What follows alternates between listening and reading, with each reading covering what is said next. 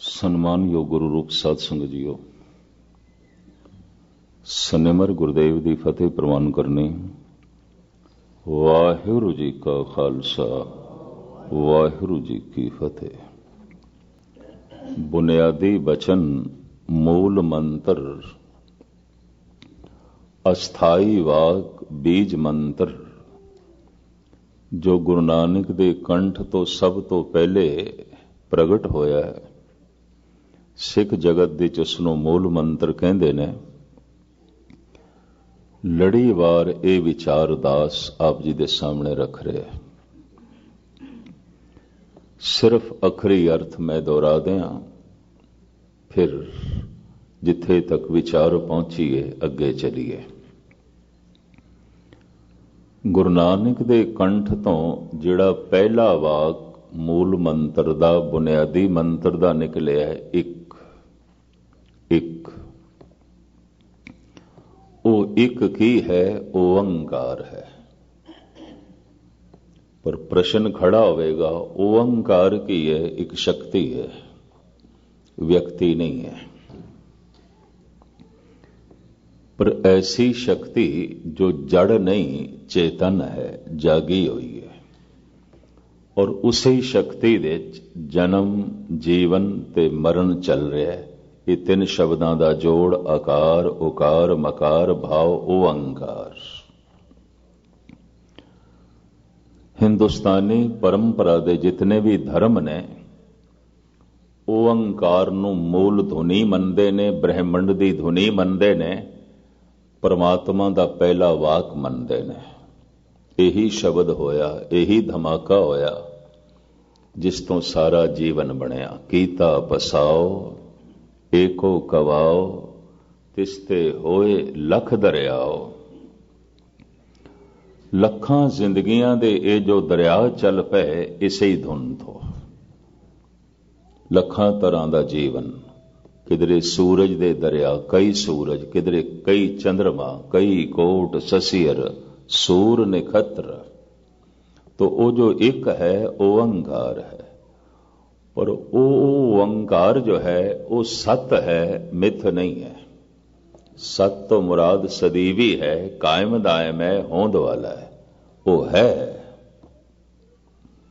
वो सत है, मिथ नहीं। जो सच्चाई होंदी उसनों असीं कह देंदे है, तो जो सच्चाई नहीं होंदी उसनों असीं कह देंदे नहीं है। जो नहीं है फिर भी भासे, फिर भी कोई उसकी चर्चा करे तो कहते ने ये मिथ है, सत नहीं है। तो महाराज कहते ने वो जो एक है ओंकार है, वो जो ओंकार है वो सत है। वो जो सत है उसका नाम सत है, उसकी हस्ती सत है, उसे दा ही नाम है। क्योंकि उसका नाम अमिट है, सत है उसका नाम, और हर नाम दे चो प्रगट होता है।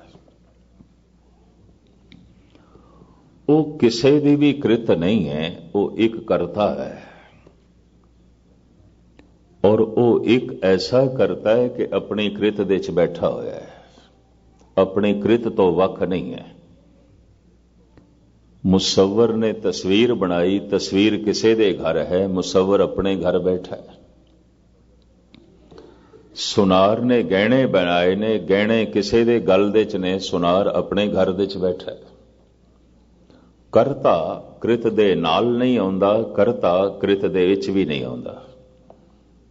तो जो करता कृत दे विच नहीं है, जो करता कृत दे नाल नहीं है, गुरबाणी उसनूं करता नहीं मनदी। वो भी एक कृत है। करता पुरख, पुरख पूरे होया, पुरी पुरी बसंता सा पुरखा। वो ऐसा करता है कि अपनी कृत दे च पूरे होया है, बैठा है। हस्ती कीठी त्रिड़लो आदंग, एक अखंडत बसे अनादंग।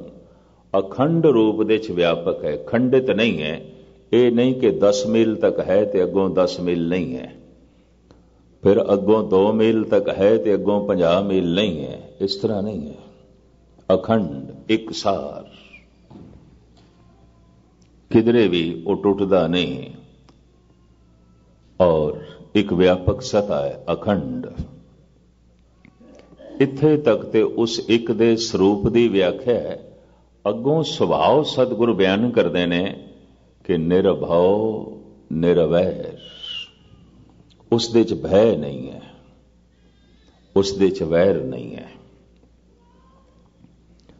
ਭੈ ਮੌਤ ਦਾ ਹੁੰਦਾ ਹੈ, ਹੋਰ ਕਿਸੇ ਚੀਜ਼ ਦਾ ਵੀ ਨਹੀਂ। ਮਨੋਵਿਗਿਆਨ ਵੀ ਐਸਾ ਮੰਨਦਾ ਹੈ ਕਿ ਮਨੁੱਖ ਭੈ ਭੀਤ ਕੇਵਲ ਮੌਤ ਤੋਂ ਹੈ। ਧਾਰਮਿਕ ਗਿਆਨ ਤੇ ਕਹਿੰਦਾ ਹੀ ਹੈ, ਮਨੋਵਿਗਿਆਨਕ ਵੀ ਐਸਾ ਕਹਿਣ ਲੱਗ ਪਏ ਨੇ। ਔਰ ਮਨੋਵਿਗਿਆਨਕ ਐਸਾ ਮੰਨਦੇ ਨੇ ਮੌਤ ਇੱਕ ਨਹੀਂ ਹੈ, ਕਈ ਤਰ੍ਹਾਂ ਦੀ ਹੈ। ਤੇ ਜੇ ਮੌਤ ਕਈ ਤਰ੍ਹਾਂ ਦੀ ਹੈ ਤਾਂ ਫਿਰ ਜ਼ਿੰਦਗੀ ਵੀ ਕਈ ਤਰ੍ਹਾਂ ਦੀ ਹੈ। ਪ੍ਰਥਮ ਕਿੰਨੇ ਪ੍ਰਕਾਰ ਦੀ ਮੌਤ ਹੈ? ਵਿਚਾਰਕ ਕਹਿੰਦੇ ਨੇ ਸਰੀਰਕ ਮੌਤ, ਮਾਨਸਿਕ ਮੌਤ, ਆਰਥਿਕ ਮੌਤ, ਰਾਜਨੈਤਿਕ ਮੌਤ, ਸਮਾਜਿਕ ਮੌਤ, ਰੂਹਾਨੀ ਮੌਤ। ਹੋ ਸਕਦਾ ਹੈ ਮਨੁੱਖ ਇੱਕ ਤਲ ਤੇ ਮਰਿਆ ਹੋਇਆ ਹੋਵੇ, ਦੂਸਰੇ ਤਲ ਤੇ ਜੀ ਰਿਹਾ ਹੋਵੇ, ਦੂਸਰੇ ਤਲ ਤੇ ਮਰਿਆ ਹੋਇਆ ਹੋਵੇ ਤੇ ਤੀਸਰੇ ਤਲ ਤੇ ਜੀ ਰਿਹਾ ਹੋਵੇ। ਹੋ ਸਕਦਾ ਹੈ ਅੱਧੇ ਤਲ ਤੇ ਜੀ ਰਿਹਾ ਹੋਵੇ, ਅੱਧੇ ਤਲ ਤੇ ਮੁਰਦਾ ਹੋਵੇ। ਚਲੋ ਆਰਥਿਕ ਮੌਤ ਤੋਂ ਗੱਲ ਸ਼ੁਰੂ ਕਰੀਏ। ਆਰਥਿਕ ਮੌਤ, ਦਿਵਾਲੀਆ ਹੋ ਗਿਆ, ਬਾਲ ਬਾਲ ਕਰਜ਼ਾਈ ਹੋ ਗਿਆ, ਦੇਣਾ ਇਸਨੇ ਸਾਰਿਆਂ ਦਾ, ਲੈਣਾ ਕਿਸੇ ਕੋਲ ਨਹੀਂ। ਇਸ ਨੂੰ ਗਿਆਨ ਇੰਜ ਕਹਿੰਦਾ ਇਸ ਦੀ ਆਰਥਿਕ ਮੌਤ ਹੋ ਗਈ ਹੈ। ਇਸ ਤਰ੍ਹਾਂ ਮੰਨਦੇ ਨੇ ਮੌਤ ਹੋ ਗਈ ਹੈ ਅਰਥ ਦੀ ਦੁਨੀਆ ਦੇ ਵਿੱਚ, ਧਨ ਦੀ ਦੁਨੀਆ ਦੇ ਵਿੱਚ, ਕਾਰੋਬਾਰ ਦੀ ਦੁਨੀਆ 'ਚ ਦਿਵਾਲਾ ਹੋ ਗਿਆ, ਮੌਤ ਹੋ ਗਈ, ਆਰਥਿਕ ਮੌਤ। ਅਰਥ ਦੀ ਦੁਨੀਆ ਦੇ 'ਚ ਹੁਣ ਇਸ ਦਾ ਵਿਸ਼ਵਾਸ ਨਹੀਂ, ਕਿਉਂ? ਹੈ ਹੀ ਨਹੀਂ, ਖਤਮ ਹੋ ਗਿਆ। ਆਰਥਿਕ ਮੌਤ। ਸਮਾਜਿਕ ਮੌਤ, ਕੋਈ ਕਲੰਕ ਲੱਗ ਗਿਆ, ਦਾਗ ਲੱਗ ਗਿਆ। ਹੁਣ ਬਿਰਾਦਰੀ ਦੇ ਵਿੱਚ, ਸਮਾਜ ਦੇ ਵਿੱਚ ਸਿਰ ਉੱਚਾ ਕਰਨਾ ਔਖਾ ਹੈ। ਤੇ ਜਿਵੇਂ ਮੁਰਦੇ ਦਾ ਸਿਰ ਡਿੱਗਦਾ ਹੈ, ਇਹਦਾ ਸਿਰ ਡਿੱਗਦਾ ਹੈ, ਇਹ ਸਿਰ ਨਹੀਂ ਉੱਚਾ ਕਰ ਸਕਦਾ। ਤਾਂ ਇਹਨੂੰ ਕਹਿੰਦੇ ਨੇ ਸਮਾਜਿਕ ਮੌਤ, ਪਰਿਵਾਰਕ ਮੌਤ। ਰਾਜਨੈਤਿਕ ਮੌਤ। ਪਬਲਿਕ ਤੋਂ ਜੋ ਸਮਰਥਨ ਮਿਲ ਰਿਹਾ ਸੀ, ਜਨਤਾ ਤੋਂ ਜੋ ਸਮਰਥਨ ਮਿਲ ਰਿਹਾ ਸੀ, ਵਾਪਸ ਲੈ ਲਿਆ, ਕੋਈ ਨਾਲ ਨਹੀਂ। ਕੋਸ਼ਿਸ਼ ਕਰਨ ਦੇ ਬਾਵਜੂਦ ਵੀ ਕੋਈ ਨਾਲ ਨਹੀਂ। ਤਾਂ ਕਹਿ ਦਿੱਤਾ ਜਾਂਦਾ ਹੈ ਇਸ ਮਨੁੱਖ ਦੀ ਰਾਜਨੈਤਿਕ ਮੌਤ ਹੋ ਗਈ ਹੈ, ਹੁਣ ਇਸ ਦੀ ਗੱਲ ਕੋਈ ਨਹੀਂ ਸੁਣਦਾ। ਸਾਰੀ ਦੁਨੀਆ ਦੇ ਵਿੱਚ ਇਸ ਤਰ੍ਹਾਂ ਦੇ ਰਾਜਨੈਤਿਕ ਘੁੰਮ ਰਹੇ ਨੇ ਜਿਨ੍ਹਾਂ ਦੀ ਰਾਜਨੈਤਿਕ ਦੁਨੀਆ 'ਚ ਮੌਤ ਹੋ ਚੁੱਕੀ ਹੈ। ਕਿਸੇ ਵਕਤ ਜ਼ਿੰਦਾ ਸਨ, ਟੀਵੀ ਤੇ, ਰੇਡੀਓ ਤੇ, ਅਖਬਾਰਾਂ ਤੇ, ਮਨੁੱਖ ਦੀ ਵਿਚਾਰਾਂ ਦੇ 'ਚ, ਮਨੁੱਖ ਦੀ ਜ਼ਬਾਨ ਤੇ ਇਹੀ ਛਾਏ ਹੋਏ ਸਨ। ਇਹਨਾਂ ਦੀ ਚਰਚਾ ਸੀ, ਇਹਨਾਂ ਨੂੰ ਹੀ ਲੋਕ ਪੜ੍ਹਦੇ ਸਨ, ਇਹਨਾਂ ਨੂੰ ਹੀ ਲੋਕ ਸੁਣਦੇ ਸਨ, ਇਹਨਾਂ ਨੂੰ ਹੀ ਥਾਂ ਥਾਂ ਤੇ ਦੇਖਦੇ ਸਨ। ਅੱਜ ਨਹੀਂ। ਕਿਉਂ? ਰਾਜਨੈਤਿਕ ਮੌਤ ਹੋ ਗਈ। ਜੋ ਸਮਰਥਨ ਮਿਲ ਰਿਹਾ ਸੀ ਅਗਲਿਆਂ ਨੇ ਵਾਪਸ ਲੈ ਲਿਆ। ਰਾਜਨੈਤਿਕ ਮੌਤ। ਸਰੀਰਕ ਮੌਤ, ਜੋ ਸਵਾਸ ਤੇ ਚਲੇ, ਗਰਾਸ ਕਹਿੰਦੇ ਨੇ, ਜੋ ਅੰਦਰ ਜਾਵੇ, ਸਵਾਸ ਜੋ ਬਾਹਰ ਨਿਕਲੇ। ਬਾਹਰ ਤੇ ਨਿਕਲ ਗਏ ਸਵਾਸ, ਅੰਦਰ ਗਰਾਸ ਨਹੀਂ ਗਏ, ਖਤਮ ਹੋ ਗਿਆ। ਇਹਨੂੰ ਸਰੀਰਕ ਮੌਤ ਕਹਿੰਦੇ ਨੇ। ਜੋ ਪ੍ਰਾਣ ਸਨ, ਜੋ ਸਵਾਸ ਸਨ, ਉਹ ਚਲੇ ਤੇ ਗਏ, ਵਾਪਸ ਨਹੀਂ ਆਏ। ਵਾਪਸ ਆਣਾ ਚਾਹੀਦਾ। ਸਵਾਸ ਬਾਹਰ ਗਿਆ, ਗਰਾਸ ਅੰਦਰ ਗਿਆ। ਇਹ ਲੜੀ ਚੱਲਣੀ ਚਾਹੀਦੀ ਹੈ। ਪਰ ਅੰਤਿਮ ਸਮੇਂ ਸਵਾਸ ਨਿਕਲਦੇ ਨੇ, ਗਰਾਸ ਨਹੀਂ ਚੱਲਦੇ। ਤਾਂ ਕਹਿ ਦਿੰਦੇ ਨੇ ਸਰੀਰਕ ਮੌਤ ਹੋ ਗਈ ਹੈ। ਮਾਨਸਿਕ ਮੌਤ, ਕਿਸੇ ਇੱਕੋ ਹੀ ਵਿਚਾਰ ਤੇ ਦਿਮਾਗ ਰੁਕ ਗਿਆ ਜਾਂ ਕੋਈ ਵਿਚਾਰ ਨਹੀਂ। तो शरीर ते जिंदा है, अखां भी ठीक, हथ पैर भी ठीक ने, जबान भी ठीक, कन भी ठीक, लेकिन मानसिक मौत हो गई है। पागल, सुन, मुर्दा है, ये मन दे तल ते मुर्दा है। क्योंकि विचारां दा जो प्रवाह सी वो रुक गया। जैसे श्वास का प्रवाह, ग्रास का प्रभाव रुक जाए तो शरीरक मौत, विचारां का प्रवाह रुक जाए तो मानसिक मौत। एक होर मौत है जिस नाल सब कुछ ही समझ लो मुर्दा मनुख दा। रूहानी मौत, अध्यात्मक मौत, धार्मिक मौत। परमात्मा की याद चले तो जीवन है, ना चले तो मौत। आखां जीवा बिसरे मर जाऊं, मरणं बिसरणं गोबिंदे, जीवणं हर नाम ध्यावणे। गुरु अर्जन देव जी। मौत है उसनों भुल जाना, जिंदगी है उन्हों याद करना। केड़ी जिंदगी? रूहानी। हो सकता है बंदे कोल आर्थिक जीवन होवे ते रूहानी जीवन ना होवे। हो सकता है रूहानी जीवन होवे पर इस कोल परिवारक जीवन नहीं। बथेरियां कोल नहीं सी, महावीर कोल नहीं सी। भरतरी ने परिवारक जीवन नूं एक पासे सुट दिता। महात्मा बुद्ध कोल भी नहीं सी। राजनैतिक जीवन भी नहीं सी क्योंकि राजनीति नूं ठोकर मार दी। आर्थिक जीवन भी नहीं सी क्योंकि दर दर भिक्षा मंग के अपनी उपजीविका चलन दे सन। लेकिन रूहानी जीवन सी। अगर रूहानी जीवन है तो गुरबाणी भी मनदी है ये मुकम्मल जी रहा है। सो जीविया जिस मन वसिया सोए, नानक अवर न जीवे कोय, जे जीवे पत लथी जाए, सब हराम जेता किच खाए। ईश्वरी याद नहीं चल रही, इदा खाना पीना पहनना सोना सब हराम। कुछ भी हलाल नहीं है, सब हराम। सब हराम जेता किच खाए। जितने पदार्थ, जितने सुख, जितना दुनियावी अडंबर सब हराम, हलाल नहीं है।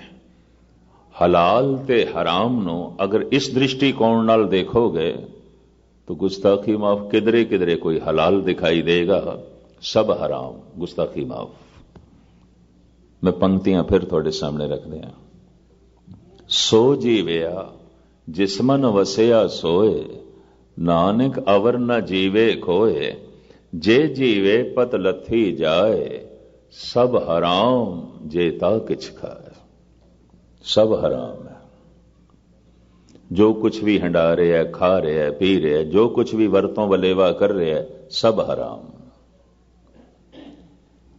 अगर मन विच उसकी सिमरती चल रही है तो फिर सब हलाल है, फिर सब जायज है, सब ठीक है। अगर उसकी सिमरती नहीं चल रही थी, उसकी समझ नहीं चल रही, तो जो कुछ भी है सब हराम है। भाई साहब, भाई नंदलाल का एक वाक चेते आ रहा है। आप कहते ने गम चे बाशद, गम किसनू कहोगे, दुख की है, किसनू आखोगे दुख। तो इत्थे एक प्रश्न पैदा होता है, क्या मनुख नू इतना भी नहीं पता जो भाई साहब प्रश्न पे करते हैं? ठीक कर रहे ने प्रश्न भाई साहब, भाई नंदलाल। मनुख नू नहीं पता। यकीन जानो, मनुख नू दुख का भी ज्ञान नहीं, मनुख नू सुख का भी ज्ञान नहीं। ये गल वखरी है, कदी दुखी हो जाता है, कदी सुखी हो जाता है, पर दुख सुख का इसनू ज्ञान नहीं है। दुख सुख की इसनू समझ नहीं है, इसनू पता नहीं है। तदी भाई साहब कहते ने गम चे बाशद, दुख की है, गम की है, चीज तो शादी खुशी की है। शादी दे अर्थ ने खुशी। ईरानी भाषा का शब्द है। किसी का दिल बड़ा खुश होवे तो कह दिता जाता है, ई दिल शाद अस्त, ये दिल बड़ा शाद है, खुश है, प्रसन्न है। ई खाना शादी अस, इस घर दे बड़ी खुशी है। शादी दे अर्थ विवाह नहीं है, खुशी। विवाह लई उन्हां कोल शब्द है, फलाने दे घर निकाह हो रहे है। शादी खुशी, चीज तो शादी खुशी की है। तो भाई साहब आप ही जवाब देंदे ने, गम चे बाशद गफलत अज यादे खुदा। बस परमात्मा की याद तो गफलत करनी, यही गम है और कोई गम नहीं, यही दुख है। ये बीज है दुखां दा, हुण सारे दुख पैदा होणगे। अगर ईश्वर नूं भुले हैं, ये भुल जाना ही दुखां दा बीज है। सारे दुख पैदा होणगे किन्ने? परमेश्वर ते भुलिया व्यापन सभे रोग। सारे ही पैदा होणगे, एक नहीं, सारे ही पैदा होणगे। परमेश्वर ते भुलिया व्यापन सभे रोग। चीस्त शादी याद आबा मुंतहा, खुशी की है उस ला इंतहा परमात्मा नूं याद करना। गम की है उसनूं भुल जाना। तो एक रूहानी मौत है जो सब कुछ नूं मौत दे च बदल देंदी है। सो जीविया जिस मन वसिया सोए, नानक अवर ना जीवे कोए। कहंदे ने जितने चिर तक ये रूहानी जीवन मनुख नूं ना मिले, जीवन भर और अनंत जीवन, बार बार जीवन मिलता रहेगा, लेकिन जीवेगा मौत दे भय दे च। कदी जीवन नूं जी नहीं सकेगा।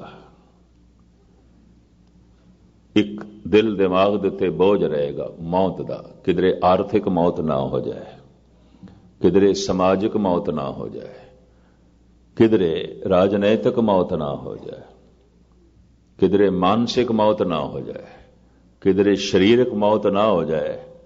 मौत ना हो जाए, बस यही गम, यही दुख, यही बोझ दिल दिमाग ते रहेगा। सिर्फ शारीरिक मौत नहीं, काश मौत एक तरह की होंदी। मौत तो कई तरह की है और मनुख डरे होया है कई तरह की मौत तो, और उतने चिर तक ये डर रहेगा जिन्ने चिर तक रूहानी जिंदगी नहीं मिलती। रूहानी जीवन की उसकी याद ते रूहानी मौत की उन्होंने भुल जाना। आखां जीवा बिसरे मर जाओ, मरणंग बिसरंग गोबिंदे, जीवनंग हर नाम ध्यावणे। तो खैर मुख्तसर वो ऐसा करता है, अपनी कृत दे च पूरे होया है। भय तो रहत है, वैर तो रहत है। हुण अगे सतगुरु कहंदे ने समय तो रहत है, काल तो रहत है। काल दा मतलब है समा, अकाल जिहदे च समा नहीं। थोड़ी जी बस मैं इसकी व्याख्या आप जी दे सामने रखण लगा। भगत कबीर कहंदे ने दिन सुरैण वेद नहीं शास्त्र, तहां बसे निरंकारा। कहत कबीर नर तिसे दयावो, बावरिया संसारा।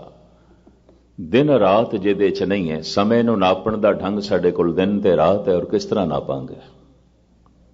अगर दिन ठहर जाए, रात आवे ही ना, किवें नापांगे? अगर रात ठहर जाए, दिन होवे ही ना, फिर समय नूं किस तरह नापांगे? कबीर कहंदे ने प्रभु दी दुनिया दे च समा नहीं है, दिन ते रात नहीं है। कलगीधर पिता इंज कहंदे ने अकाल है अजाल है। परमात्मा अकाल है, समय तो रहत है, ते समय दा वकत दा जाल उस दे उत्ते नहीं है। अकाल है अजाल है। जाल की है जिस दे च मनुख फसिया होया है। जाल काल दा ही है, समय दा है, वकत दा है। धन गुरु अमरदास जी महाराज भी इस तरह ही जो है फरमान करते हैं। गुरबाणी दे काल दा मतलब समा, वकत, और हर मनुख वकत दे च फसिया होया है। हर मनुख कोल वकत समा वो कुछ करा लेंदा है जो कुछ इसनूं नहीं करना चाहिए। हर मनुख समय की गिरफ्त दे च है। अकाल दा चिंतन इस वास्ते है कि काल दे जाल तो निकलिए। काल जाल जम जोहो न साके, सच का पंथा थाट्यो। पंक्तियां मैं थोड़े सामने रखी जाना। काल जाल जम जो हो न साके, सच का पंथा थाटियो। पंथ कहते ने रस्ते ਨੂੰ। ਅਸੀਂ ਐਸੇ ਸੱਚ ਦੇ ਪੰਥ ਤੇ ਚੱਲੇ ਆਂ, ਸੱਚ ਦੇ ਰਸਤੇ ਤੇ ਚੱਲੇ ਆਂ। ਹੁਣ ਕਾਲ ਦਾ ਜਾਲ ਸਾਨੂੰ ਵੇਖ ਵੀ ਨਹੀਂ ਸਕਦਾ। ਕਾਲ ਜਾਲ ਜੋਹਣਾ ਕਹਿੰਦੇ ਨੇ ਵੇਖਣ ਨੂੰ, ਨਹੀਂ ਵੇਖ ਸਕਦਾ। ਅਸੀਂ ਕਾਲ ਦੇ ਜਾਲ ਦੇ ਚ ਨਹੀਂ ਆ। ਵਕਤ ਸਾਡੇ ਕੋਲ ਕੁਛ ਨਹੀਂ ਕਰਾ ਸਕਦਾ। ਉਂਝ ਹਰ ਮਨੁੱਖ ਵਕਤ ਦੀ ਕੈਦ ਦੇ ਚ ਹੈ, ਸਮੇਂ ਦੀ ਕੈਦ ਦੇ ਚ ਹੈ। ਜੋ ਕੁਛ ਮਨੁੱਖ ਨੂੰ ਹੋਣਾ ਚਾਹੀਦਾ ਸੀ, ਸਮੇਂ ਨੇ ਹੋਣ ਨਹੀਂ ਦਿੱਤਾ। ਇਹਨੂੰ ਗੁਰੂ ਨਾਨਕ ਦੇਵ ਜੀ ਮਹਾਰਾਜ ਖੋਲ ਕੇ ਇੰਜ ਕਹਿੰਦੇ ਨੇ, ਜਾਲੀ ਰੈਣ ਜਾਲ ਦਿਨ ਹੁਆ, ਜੇਤੀ ਘੜੀ ਭਾਈ ਤੇਤੀ। दिन भी जाल है, रात भी जाल है। कोई इस वास्ते दिन जो है नितनेम नहीं कर सकिया, नाम नहीं जप सकिया, दिन दियां मजबूरियां। कोई इस वास्ते नाम नहीं जप सकिया, बंदगी नहीं कर सकिया, रात दा गलबा। तो रात भी जाल बन गई, दिन भी जाल बन गया। तो महाराज कहते ने, छूटस मूड़े कवन गुणी। ऐ मूड़ तू बचेगा किवें, निकलेगा किवें, फसे होया है तू, दिन दे च फसे होया है। सारा दिन तैनू रब नाल नहीं जुड़न दा मौका मिलदा, सारी रात तैनू जुड़न नहीं देंदी। गुरु नानक दे बोल, जाली रैण जाल दिन हुआ, जेती घड़ी फाई तेती। दिन रात दी हर घड़ियां फाइयां बणियां, मनुख फसदा ही जा रहा है। रस रस चोग चुगे ने तपासे, छूटस मूड़े कवन गुनी। फिर सतगुरु इत्थे मूड़ कहंदे ने, ऐ मूड़ किवें बचेगा, किवें छुटेगा। ऐसा तेरे ते दिन गलबा पांदा है, और ऐसा तू फसदा है दिन दे च, समय दे च, काल दे च। मजाल है तैनू अकाल चेते आवे। और ऐसा रात गलबा पांदी अपने ढंग दा, मजाल है तैनू अकाल चेते आवे। तू काल दे जाल दे च है, काल जाल। इस वास्ते धन गुरु गोबिंद सिंह जी महाराज कहते ने, हे परमात्मा अकाल है अजाल है। तू अकाल है, इस वास्ते अजाल है। तेरे उत्ते काल दा जाल नहीं है, समय दा जाल नहीं है। तू समय दे च फसिया होया नहीं है। हुण जिस मनुख दी वासना बहुत लंबी होवे, इच्छावां बहुत ने, तो हुण अज दे ते पूरियां होण नहीं लगियां। कामना बड़ी लंबी, वासना बड़ी लंबी। तो इस तरह का मनुख हर वक्त भविष्य दे च जीवेगा, आने वाले कल दे च, वो अज दे च नहीं। तो नाम ते अज जपना है, कीर्तन ते हुण तू सुनन आया है, गुरुद्वारे ते तू हुण आया है, सेवा ते तू हुण कर रहे हैं, बाणी तो हुण पढ़ रहे हैं, वाहिगुरु वाहिगुरु ते हुण तू जप रहे हैं। लेकिन वासना इतनी प्रबल है, कामनावां इतनियां ज्यादा ने, अज पूरियां नहीं होण लगियां। तो कामना आण वाले कल दे च मनुख नूं लै जांदी है। मनुख अज दे च नहीं आउंदा, आण वाले कल दे च जीवदा है। भविष्य दी चिंता। जे कदी कदी भविष्य की चिंता ना होवे, यादां पिछे लै जांदियां, कामना अगे लै जांदी है, यादां पिछे लै जांदियां। फिर मनुख माजी दे चला जाता है, भूतकाल दे चला जाता है। अगर कोई आखे ना मेरा मन नहीं टिकदा, तो किथे गया? या तो गुजरे हुए कल दे च चला गया, या आने वाले कल दे च होर किथे गया। मनुख समय के प्रभाव हेठ जी रहा है। आने वाले कल का इतना गलबा, अज की फिक्र नहीं। गुजरे हुए कल का इतना असर, इतना दबाव, अज का कोई ख्याल नहीं। ते बंदे कोल जद भी होंदा है, अज ही होंदा है। ना आने वाला कल हथ दे च है, ना गुजरिया होया कल हथ च, किसी दे भी नहीं है। कभी बगौर मुताला करना। ਨੰਦ ਲਾਲ ਨੇ ਤੇ ਇਸ ਨੂੰ ਹੋਰ ਬਾਰੀਕੀ ਨਾਲ ਬਿਆਨ ਕੀਤਾ ਹੈ, ਉਹ ਵੀ ਤੁਹਾਡੇ ਸਾਹਮਣੇ ਰੱਖਦੇ ਹਾਂ। ਯਕਦਮ ਬਖੇਸ਼ ਰਾ ਨਾ ਬੁਰਦਮ ਕੇ ਕੀਸਤਮ, ਐ ਵਾਏ ਨਕਦੇ ਜ਼ਿੰਦਗੀ ਰਾਏਗਾ ਗੁਜਸਤ। ਭਾਈ ਸਾਹਿਬ ਭਾਈ ਨੰਦ ਲਾਲ, ਜਿਹੜਾ ਦਮ ਮੇਰੇ ਮੂੰਹ ਦੇ ਚ ਹੈ ਇਹ ਵਰਤਮਾਨ ਹੈ, ਹੁਣ ਮੇਰੇ ਕੋਲ ਹੈ, ਪਰ ਜਿਹੜਾ ਦਮ ਨਿਕਲ ਗਿਆ ਚਲਾ ਗਿਆ ਉਹ ਤੇ ਮਾਜ਼ੀ, ਉਹ ਤੇ ਭੂਤਕਾਲ, ਤੇ ਜਿਹੜਾ ਦਮ ਆਇਆ ਨਹੀਂ ਉਹ ਤੇ ਭਵਿਸ਼, ਉਹ ਤੇ ਆਏਗਾ ਅਜੇ। ਭਾਈ ਸਾਹਿਬ ਕਹਿੰਦੇ ਨੇ ਮੈਂ ਆਉਣ ਵਾਲੇ ਦਮ ਦੇ ਚ ਜੀ ਰਿਹਾ, ਮੈਂ ਗੁਜ਼ਰੇ ਹੋਏ ਦਮ ਦੇ ਚ ਜੀ ਰਿਹਾ, ਜਿਹੜਾ ਦਮ ਮੇਰੇ ਮੂੰਹ ਦੇ ਚ ਮੈਂ ਇਸ ਦੇ ਚ ਨਹੀਂ ਜੀ ਰਿਹਾ। ਬੜੀ ਗਹਿਰੀ ਗੱਲ। ਤੇ ਜ਼ਿੰਦਗੀ ਉਹੀ ਹੈ ਜਿਹੜਾ ਮੂੰਹ ਦੇ ਚ ਦਮ ਹੈ। ਯਕਦਮ ਬਖੇਸ਼ ਰਾ ਨਾ ਬੁਰਦਮ ਕਿ ਕੀਸਤਮ, ਐ ਵਾਏ ਨਕਦੇ ਜ਼ਿੰਦਗੀ ਰਾਏਗਾ ਗੁਜਸਤ।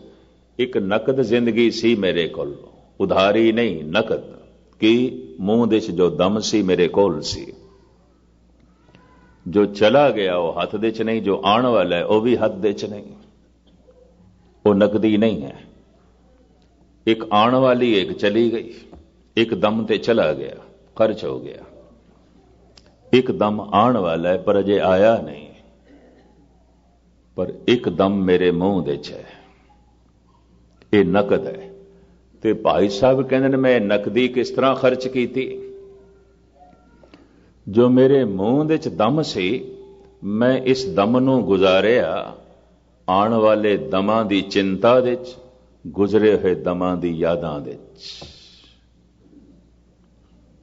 ਬੜੀ ਬਾਰੀਕ ਗੱਲ ਕਰ ਗਏ ਨੇ। ਮੈਂ ਇਸ ਦਮ ਨੂੰ ਜੇ ਮੇਰੇ ਮੂੰਹ ਦੇ ਚ ਸੀ ਮੈਂ ਗੁਜ਼ਾਰਿਆ ਗੁਜ਼ਰੇ ਹੋਏ ਦਮਾਂ ਦੀ ਯਾਦਾਂ ਦੇ ਚ, ਆਉਣ ਵਾਲੇ ਦਮਾਂ ਦੀ ਚਿੰਤਾ ਦੇ ਚ। ਤੋ ਕਦੀ ਮੈਂ ਚਿੰਤਾ ਦੇ ਚ ਭਵਿਸ਼ ਦੀ, ਕਦੀ ਮੈਂ ਯਾਦਾਂ ਦੇ ਚ ਅਤੀਤ ਦੀ, ਭੂਤਕਾਲ ਦੀ। ਮੈਂ ਤੇ ਅੱਜ ਦੇ ਚ ਕਦੀ ਜੀਵਿਆ ਹੀ ਨਹੀਂ। ਤੇ ਅੱਜ ਹੀ ਨਕਦ ਸੀ, ਬਾਕੀ ਤੇ ਸਭ ਉਧਾਰ, ਬਾਕੀ ਦਾ ਕੋਈ ਪਤਾ ਨਹੀਂ। ਇੱਕ ਹੱਥੋਂ ਚਲਾ ਗਿਆ, ਇੱਕ ਹੱਥ ਦੇ ਚ ਆਇਆ ਨਹੀਂ। ਮਨੁੱਖ ਜੀ ਰਿਹਾ ਹੈ ਕਿਸ ਦੇ ਚ? ਜੋ ਹੱਥੋਂ ਚਲਾ ਗਿਆ। ਮਨੁੱਖ ਜੀ ਰਿਹਾ ਹੈ ਕਿਸ ਦੇ? ਜੋ ਹੱਥ ਦੇ ਚ ਆਇਆ ਨਹੀਂ। ਪਰ ਜੋ ਹੱਥ ਦੇ ਚ ਹੈ ਉਸ ਦੇ ਚ ਨਹੀਂ ਜੀ ਰਿਹਾ, ਕੋਈ ਵੀ ਨਹੀਂ ਜੀ ਰਿਹਾ। ਕਦੀ ਕਦਾਈ ਕੋਈ ਲੱਖਾਂ ਚ ਇੱਕ ਦੋ ਮਨੁੱਖ ਅੱਜ ਦੇ ਚ ਜੀਵਦੇ ਨੇ, ਇਸੇ ਦਮ ਦੇ ਚ ਜੀਂਦੇ ਨੇ ਜੋ ਦਮ ਮੂੰਹ ਦੇ ਚ ਹੈ। ਦਮ ਦਮ ਕਰਕੇ ਮੇਰੀ ਸਾਰੀ ਜ਼ਿੰਦਗੀ ਲੰਘ ਗਈ, ਭਾਈ ਨੰਦ ਲਾਲ ਕਹਿੰਦੇ ਨੇ। ਕਿਉਂ? ਮੇਰੇ ਸਾਰੇ ਦਮ ਕੁਰਬਾਨ ਹੋ ਗਏ ਗੁਜ਼ਰੇ ਹੋਏ ਦਮਾਂ ਦੀ ਯਾਦਾਂ ਦੇ ਚ, ਆਉਣ ਵਾਲੇ ਦਮਾਂ ਦੀ ਚਿੰਤਾ ਦੇ ਚ। ਇਸ ਤਰ੍ਹਾਂ ਹੀ ਜ਼ਿੰਦਗੀ ਬਰਬਾਦ ਚਲੀ ਗਈ ਮੇਰੀ, ਅਜਾਈ ਚਲੀ ਗਈ। ਜਨਮ ਸਾਖੀ ਦੇ ਚ ਇੱਕ ਕਥਾ ਹੈ।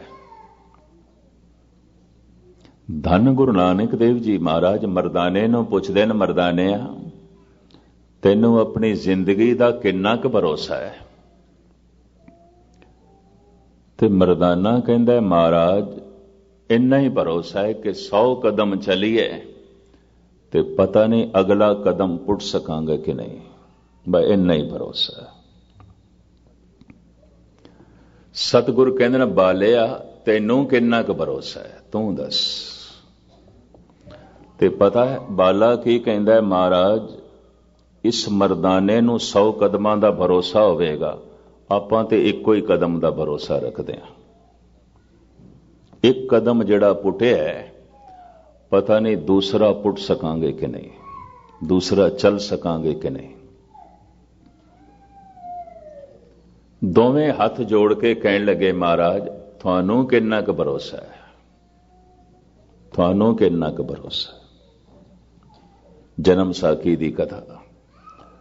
ਤੇ ਧੰਨ ਗੁਰੂ ਨਾਨਕ ਦੇਵ ਜੀ ਮਹਾਰਾਜ ਕਹਿੰਦੇ ਨੇ, ਮਰਦਾਨਿਆ ਤੈਨੂੰ 100 ਕਦਮਾਂ ਦਾ ਭਰੋਸਾ, ਬਾਲਿਆ ਤੈਨੂੰ ਇੱਕ ਕਦਮ ਦਾ ਭਰੋਸਾ। ਤੇ ਆਪਾਂ ਤੇ ਇਸ ਤਰ੍ਹਾਂ ਜੀ ਰਹੇ ਹਾਂ ਜਿਹੜਾ ਦਮ ਮੂੰਹ ਦੇ ਚ ਹੈ, ਪਤਾ ਨਹੀਂ ਹੋਰ ਆਉਣਾ ਵੀ ਹੈ ਕਿ ਨਹੀਂ, ਬਸ ਇਸੇ ਤੇ ਹੀ ਭਰੋਸਾ। ਅਸੀਂ ਤੇ ਇਸ ਦੇ 'ਚ ਜੀਵਦੇ ਹਾਂ। ਹਮ ਆਦਮੀ ਆ ਇੱਕਦਮੇ ਮੋਹਲਤ ਮੌਤ ਨਾ ਜਾਣਾ। ਉਹ ਇੱਕਦਮ ਜੋ ਮੂੰਹ ਦੇ 'ਚ ਹੈ, ਬਸ ਇਸੇ ਤੇ ਭਰੋਸਾ ਕਰ ਸਕਦੇ ਹਾਂ, ਬਾਕੀ ਤੇ ਨਹੀਂ। ਆਉਣਾ ਵੀ ਹੈ ਕਿ ਨਹੀਂ, ਤੇ ਜਿਹੜੇ ਦਮ ਚਲੇ ਗਏ ਉਹ ਤੇ ਚਲੇ ਗਏ, ਤੇ ਆਉਣ ਵਾਲੇ ਨੇ ਆਣਾ ਵੀ ਹੈ ਕਿ ਨਹੀਂ। ਮਰਦਾਨੇ ਅਸੀਂ ਤੇ ਇੰਨਾ ਹੀ ਭਰੋਸਾ ਕਰ ਸਕਦੇ ਹਾਂ ਜਿਹੜਾ ਦਮ ਮੂੰਹ ਦੇ 'ਚ ਹੈ, ਬਸ ਇੰਨਾ ਹੀ, ਇਸ ਤੋਂ ਜ਼ਿਆਦਾ ਨਹੀਂ। ਤੇ ਇਸ ਦਾ ਮਤਲਬ ਹੈ ਨਕਦ ਜ਼ਿੰਦਗੀ ਹੈ, ਅੱਜ ਦੇ ਜੀ ਰਹੇ ਨੇ, ਉਸ ਦਮ ਦੇ 'ਚ ਜੀ ਰਹੇ ਨੇ ਜਿਹੜਾ ਦਮ ਮਨੁੱਖ ਦੇ ਮੂੰਹ ਦੇ 'ਚ ਹੈ। ਆਮ ਲੋਕੀ ਇਸ ਤਰ੍ਹਾਂ ਨਹੀਂ ਜੀਵਦੇ। ਦਮ ਮੂੰਹ ਦੇ 'ਚ ਹੈ, ਤੇ ਦਮ ਕਿਸ ਤਰ੍ਹਾਂ ਲੰਘ ਗਿਆ, ਗੁਜ਼ਰੇ ਹੋਏ ਦਮਾਂ ਦੀ ਯਾਦਾਂ ਦੇ 'ਚ ਦਮ ਲੰਘ ਗਏ, ਆਉਣ ਵਾਲੇ ਦਮਾਂ ਦੀ ਚਿੰਤਾ ਦੇ 'ਚ ਦਮ ਲੰਘ ਗਏ, ਮਨੁੱਖ ਜੀ ਨਹੀਂ ਸਕਿਆ। ਭਾਈ ਸਾਹਿਬ ਭਾਈ ਗੁਰਦਾਸ ਜੀ ਕਹਿੰਦੇ ਨੇ, ਵਰਤਮਾਨ ਵਿੱਚ ਵਰਤਦਾ ਹੋਵਨ ਹਾਰ ਸੋਈ ਪਰਵਾਣਾ। ਵਾਸਤਵਿਕ ਜੋ ਭਗਤ ਮਨੁੱਖ ਹੈ ਵਰਤਮਾਨ ਦੇ ਵਿੱਚ, ਅੱਜ ਦੇ 'ਚ ਜੀਵਦਾ ਹੈ, ਕਿਉਂਕਿ ਅੱਜ ਨਕਦ ਹੈ, ਅੱਜ ਕੋਲ ਹੈ। ਆਉਣ ਵਾਲਾ ਕੱਲ ਹੱਥ ਦੇ 'ਚ ਨਹੀਂ, ਗੁਜ਼ਰਿਆ ਹੋਇਆ ਕੱਲ ਹੱਥ ਦੇ 'ਚ ਨਹੀਂ। ਤਾਂ ਅਕਸਰ ਮਨ ਚਲਾ ਜਾਂਦਾ ਹੈ ਭੂਤਕਾਲ ਦੀਆਂ ਯਾਦਾਂ ਦੇ 'ਚ, ਮਨ ਚਲਾ ਜਾਂਦਾ ਹੈ ਭਵਿੱਖ ਦੀ ਚਿੰਤਾ ਦੇ 'ਚ, ਮਨ ਚਲਾ ਜਾਂਦਾ ਹੈ ਗੁਜ਼ਰੇ ਹੋਏ ਕੱਲ ਦੀਆਂ ਯਾਦਾਂ ਦੇ 'ਚ, ਮਨ ਚਲਾ ਜਾਂਦਾ ਹੈ ਆਉਣ ਵਾਲੇ ਕੱਲ ਦੀ ਚਿੰਤਾ 'ਚ। ਜਾਂ ਮਨੁੱਖ ਅਤੀਤ ਦੀ ਯਾਦ ਦੇ 'ਚ ਬੈਠਾ ਹੈ, ਜਾਂ ਮਨੁੱਖ ਭਵਿੱਖ ਦੀ ਚਿੰਤਾ ਦੇ 'ਚ ਬੈਠਾ ਹੈ। ਚਾਹੇ ਕਥਾ ਹੋ ਰਹੀ ਹੈ, ਚਾਹੇ ਕੀਰਤਨ ਹੋ ਰਿਹਾ ਹੈ, ਚਾਹੇ ਬਾਜ਼ਾਰ ਦੇ 'ਚ ਬੈਠਾ ਹੈ ਜਾਂ ਪਰਿਵਾਰ ਦੇ 'ਚ ਬੈਠਾ ਹੈ, ਮਨੁੱਖ ਜਿੱਥੇ ਬੈਠਾ ਹੈ ਜਾਂ ਗੁਜ਼ਰੇ ਹੋਏ ਕੱਲ ਦੇ 'ਚ ਬੈਠਾ ਹੈ ਜਾਂ ਆਉਣ ਵਾਲੇ ਕੱਲ ਦੇ 'ਚ, ਅੱਜ ਦੇ 'ਚ ਨਹੀਂ ਹੈ। ਐਸਾ ਨਹੀਂ ਹੈ ਕਿ ਜਦ ਬਾਜ਼ਾਰ ਦੇ 'ਚ ਬੈਠਾ ਹੈ ਤੇ ਗੁਜ਼ਰੇ ਹੋਏ ਕੱਲ ਨਾਲ ਆਉਣ ਵਾਲੇ ਕੱਲ ਨਾਲ ਜੁੜਿਆ ਹੋਇਆ ਹੈ। ਇਹ ਗੁਰਦੁਆਰੇ ਵੀ, ਮੰਦਰ ਮਸਜਿਦ ਦੇ 'ਚ ਵੀ ਇਸੇ ਕਰਕੇ ਤੇ ਸਮਾਧੀ ਨਹੀਂ ਲੱਗਦੀ, ਇਸੇ ਕਰਕੇ ਤੇ ਰਸ ਨਹੀਂ। ਕੀਰਤਨ ਹੋ ਰਿਹਾ ਹੁੰਦਾ ਹੈ, ਮਨ ਗੁਜ਼ਰੇ ਹੋਏ ਕੱਲ ਦੇ 'ਚ, ਆਉਣ ਵਾਲੇ ਕੱਲ ਦੇ 'ਚ, ਉਹ ਤੇ ਅੱਜ ਇੱਥੇ ਹੈ ਹੀ ਨਹੀਂ। ਤੋ ਰਸ ਕੌਣ ਮਾਣੇ? ਅਗਰ ਅੱਜ ਦੇ 'ਚ ਮਨ ਜੀਵੇ ਤਾਂ ਮਨ ਮਿਟ ਜਾਂਦਾ ਹੈ। ਮਨ ਦੇ ਮਿਟਦਿਆਂ ਸਾਰੀਆਂ ਵਾਸ਼ਨਾਵਾਂ ਮਿਟ ਜਾਂਦੀਆਂ ਨੇ। ਮਨ ਮਰੇ ਧਾਤ ਮਰ ਜਾਏ, ਬਿਨ ਮਨ ਮੂਏ ਕੈਸੇ ਹਰ ਪਾਏ। ਵਾਸ਼ਨਾ ਤੇ ਮਿਟ ਗਈ, ਵਾਸ਼ਨਾ ਮਿਟ ਗਈ ਤਾਂ ਭਵਿष्य ਮਿਟ ਗਿਆ। ਇਤਨੀ ਲੰਬੀ ਵਾਸ਼ਨਾਵਾਂ ਨੇ ਮਨੁੱਖ ਦੇ ਕੋਲ, ਅੱਜ ਨਹੀਂ ਪੂਰੀਆਂ ਹੋ ਸਕਦੀਆਂ। ਤੋ ਜੀਵਦਾ ਹੈ ਭਵਿष्य ਦੀ ਚਿੰਤਾ ਵਿੱਚ, ਪਤਾ ਨਹੀਂ ਕੱਲ ਪੂਰੀ ਹੋਵੇਗੀ ਕਿ ਨਹੀਂ, ਸਿਰੇ ਚੜੇਗੀ ਕਿ ਨਹੀਂ। ਔਰ ਅੱਜ ਇਤਨਾ ਦੁਖਦਾਈ ਬਤੀਤ ਹੋ ਰਿਹਾ ਹੈ ਕਿ ਕਈ ਦਫਾ ਮਨੁੱਖ ਅਤੀਤ ਦੀਆਂ ਯਾਦਾਂ, ਗੁਜ਼ਰੇ ਹੋਏ ਕੱਲ ਦੀਆਂ ਯਾਦਾਂ ਦੇ ਜੀਵਦੇ। ਅਕਸਰ ਬੁੱਢੇ ਬਚਪਨ ਨੂੰ ਯਾਦ ਕਰਦੇ ਨੇ, ਗੁਸਤਾਖੀ ਮਾਫ। ਪਤਾ ਨਹੀਂ ਕਿਤਨੇ ਬਜ਼ੁਰਗਾਂ ਕੋਲ ਬੈਠ ਕੇ ਮੈਂ ਬਚਪਨ ਦੀਆਂ ਹੀ ਗੱਲਾਂ ਸੁਣੀਆਂ ਨੇ ਉਹਨਾਂ ਕੋਲ। 10 ਬੁੱਢੇ ਜਿੱਥੇ ਬੈਠੇ ਹੋਣ, ਯਕੀਨ ਜਾਣੋ ਬਚਪਨ ਦੀਆਂ ਗੱਲਾਂ ਕਰਨਗੇ। ਤੋ ਇਸ ਦਾ ਮਤਲਬ ਹੈ ਜਵਾਨੀ ਗਲਤ ਬਤੀਤ ਕੀਤੀ ਹੈ, ਬੁਢੇਪਾ ਗਲਤ ਹੈ, ਤਾਂ ਹੀ ਤੇ ਬਚਪਨਾ ਯਾਦ ਆ ਰਿਹਾ, ਵਰਨਾ ਨਹੀਂ ਯਾਦ ਆਣਾ ਚਾਹੀਦਾ ਸੀ। ਵਰਨਾ ਬਜ਼ੁਰਗੀ ਬੜੀ ਮਹਾਨ ਉਮਰ ਹੈ, ਜ਼ਿੰਦਗੀ ਭਰ ਦੀਆਂ ਗਲਤੀਆਂ ਬਹੁਤ ਕੁਝ ਸਿਖਾ ਸਕਦੀਆਂ ਨੇ ਮਨੁੱਖ ਨੂੰ। लगता है गलतियां तो भी नहीं सिखिया, नहीं सिखिया। और मैं देखे ऐसा नहीं सिखिया मनुख। यही कारण है कि 90% बुढ़े बचपन ਨੂੰ याद करन लग पैंदे ने, बचपना महान सी, बड़ा महान सी, बेफिक्री सी, कोई जिम्मेवारी नहीं सी। हर तरह की जिम्मेवारी मां बाप ने चुकी हुई सी, जिम्मेवारी नहीं सी, कोई चिंता ही नहीं सी, बेफिक्री सी, खेड़ा ही सन। ना धार्मिक जिम्मेवारी, ना समाजिक जिम्मेवारी, ना आर्थिक जिम्मेवारी, ना राजनैतिक जिम्मेवारी, किसी तरह की कोई जिम्मेवारी नहीं। बच्चे नूं दुनिया के किसी भी मुल्क दे वोट पाने का अधिकार नहीं है, नाबालग ना, तो राजनैतिक जिम्मेवारी तो भी बेलाग हो गया। किसी तरह का बोझ ही नहीं, खेड सकता है, हस सकता है, किलकारियां भर सकता है। तो बचपना अक्सर बुढ़ियां नूं याद आउंदा है। बगौर मुताला करके देखना, कुछ एक थोड़े जिहा 90% ਨੂੰ ਤੇ ਬਚਪਨਾ ਯਾਦ ਆਉਂਦਾ ਹੈ, 5-6% ਐਸੇ ਵੀ ਨੇ ਜਵਾਨੀ ਨੂੰ ਯਾਦ ਕਰਦੇ ਨੇ। ਅਸੀਂ ਜਵਾਨੀ 'ਚ ਇੰਜ ਕਰਦੇ ਹੁੰਦੇ ਸੀ। ਇਸ ਦਾ ਮਤਲਬ ਹੈ ਬੁਢੇਪਾ ਗਲਤ ਹੈ, ਤਾਂ ਹੀ ਜਵਾਨੀ ਯਾਦ ਆ ਰਹੀ ਹੈ, ਬਚਪਨਾ ਯਾਦ ਆ ਰਿਹਾ ਹੈ, ਵਰਨਾ ਬਜ਼ੁਰਗੀ ਤੇ ਮਹਾਨ ਹੈ, ਬੁਢੇਪਾ ਤੇ ਮਹਾਨ ਹੈ। ਬਚਪਨ ਦੀਆਂ ਗਲਤੀਆਂ ਤੇ ਜਵਾਨੀ ਦੀ ਗਲਤੀਆਂ ਤੋਂ ਮਨੁੱਖ ਬਹੁਤ ਕੁਝ ਸਿੱਖ ਸਕਦਾ ਹੈ, ਤੇ ਜੋ ਗਲਤੀਆਂ ਤੋਂ ਵੀ ਨਹੀਂ ਸਿੱਖ ਸਕਦਾ ਉਹ ਕਿਸੇ ਕੋਲ ਨਹੀਂ ਸਿੱਖ ਸਕਦਾ। ਪਤਾ ਹੈ ਮਹਾਂਪੁਰਸ਼ ਕੀ ਕਿਹਾ ਕਰਦੇ ਨੇ? ਮਨੂ ਨੇ ਇੱਕ ਗੱਲ ਬੜੀ ਗਜ਼ਬ ਦੀ ਕਹੀ ਹੈ। ਉਹ ਕਹਿੰਦਾ ਜੋ ਆਪਣੀ ਹੀ ਆਤਮਾ ਤੋਂ, ਆਪਣੀ ਜ਼ਮੀਰ ਤੋਂ ਸਿੱਖਿਆ ਲੈ ਲਵੇ, ਇਹਦੇ ਪੂਰਬਲੇ ਸੰਸਕਾਰ ਕੋਈ ਬੜੇ ਪ੍ਰਬਲ ਨੇ ਔਰ ਇਹ ਜਨਮ ਤੋਂ ਹੀ ਸੰਤ ਹੈ। ਆਪਣੀ ਜ਼ਮੀਰ ਤੋਂ ਪ੍ਰੇਰਨਾ ਲੈ ਲੈਂਦਾ ਹੈ, ਆਪਣੀ ਆਤਮਾ ਤੋਂ ਪ੍ਰੇਰਨਾ ਲੈ ਲੈਂਦਾ ਹੈ। ਤੇ ਜੋ ਗੁਰੂ ਪੀਰ ਪੈਗੰਬਰਾਂ ਤੋਂ ਸਹੀ ਰਸਤੇ ਦੀ ਪ੍ਰੇਰਨਾ ਲਵੇ, ਇਹ ਮਨੁੱਖ ਹੈ, ਇਹ ਇੱਕ ਸਿਆਣਾ ਮਨੁੱਖ ਹੈ। ਜੋ ਗਲਤੀਆਂ ਤੋਂ ਪ੍ਰੇਰਨਾ ਲੈ ਲਵੇ, ਇਹ ਮੂੜ ਹੈ, ਲੇਕਿਨ ਫਿਰ ਵੀ ਮਨੁੱਖ ਹੈ। ਪਰ ਜੋ ਗਲਤੀਆਂ ਤੋਂ ਵੀ ਪ੍ਰੇਰਨਾ ਨਾ ਲਵੇ, ਪਸ਼ੂ ਹੈ। ਇਹ ਤੇ ਮਨੁੱਖਤਾ ਤੋਂ ਵੀ ਥੱਲੇ। ਜੀਵਨ ਭਰ ਗਲਤੀਆਂ ਕੀਤੀਆਂ, ਗਲਤੀਆਂ ਤੋਂ ਵੀ ਨਹੀਂ ਸਿੱਖਿਆ। ਜ਼ਿੰਦਗੀ ਭਰ ਭੁੱਲਾਂ ਕੀਤੀਆਂ, ਭੁੱਲਾਂ ਤੋਂ ਵੀ ਨਹੀਂ ਸਿੱਖਿਆ। ਔਰ ਵਾਕਈ ਅਗਰ ਬੁੱਢੇ ਨੂੰ ਬਚਪਨਾ ਯਾਦ ਆ ਰਿਹਾ ਤਾਂ ਨਹੀਂ ਸਿੱਖਿਆ। ਅਗਰ ਇਸ ਬੁੱਢੇ ਨੂੰ ਜਵਾਨੀ ਪ੍ਰਭਾਵਿਤ ਕਰ ਰਹੀ ਹੈ ਤਾਂ ਕੁਝ ਵੀ ਨਹੀਂ ਸਿੱਖਿਆ।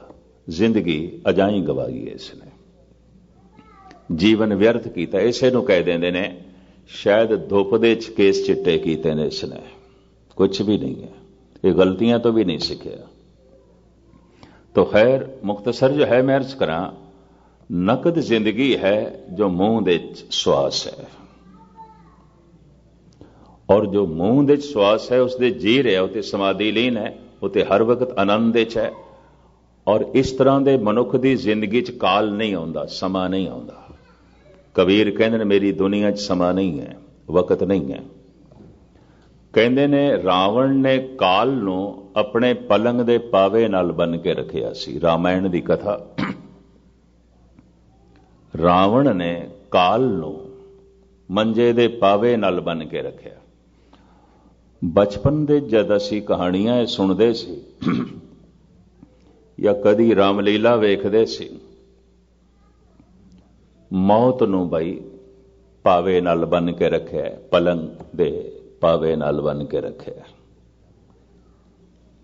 लेकिन गल ये नहीं,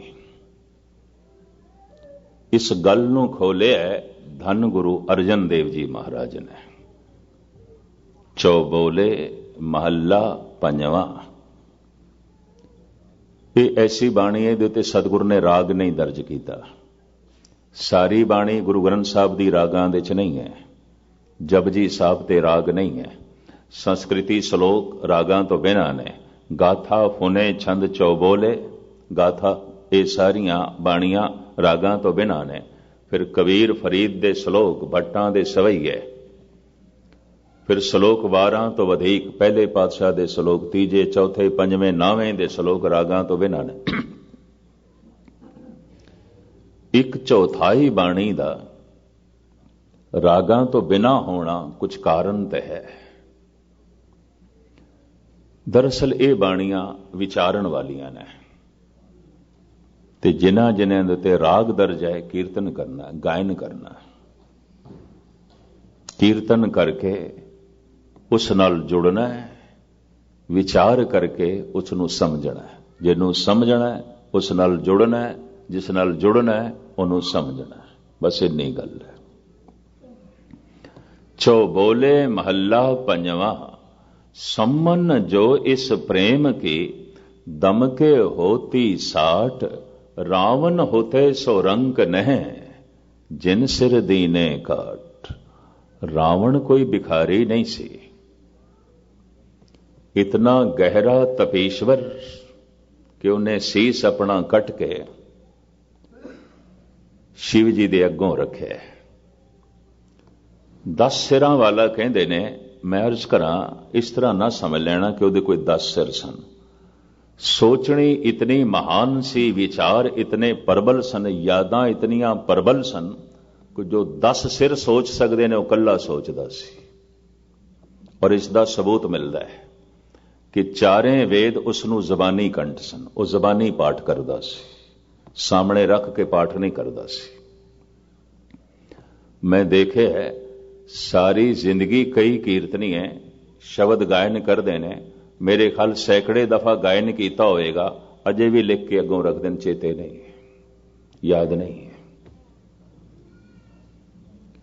ਸਾਰੀ ਜ਼ਿੰਦਗੀ ਪਾਠ ਕੀਤਾ ਹੈ ਪਰ ਅਜੇ ਵੀ ਗੁਟਕੇ ਦੀ ਲੋੜ ਹੈ। ਨਾ ਜਪਜੀ ਕੰਠ ਹੈ, ਨਾ ਜਾਪ ਸਾਹਿਬ ਕੰਠ ਹੈ, ਨਾ ਸਵਈਏ ਕੰਠ ਨੇ, ਨਾ ਆਨੰਦ ਸਾਹਿਬ ਕੰਠ ਹੈ, ਨਾ ਚੌਪਈ ਕੰਠ ਹੈ, ਅਜੇ ਵੀ ਗੁਟਕੇ ਦੀ ਲੋੜ ਹੈ।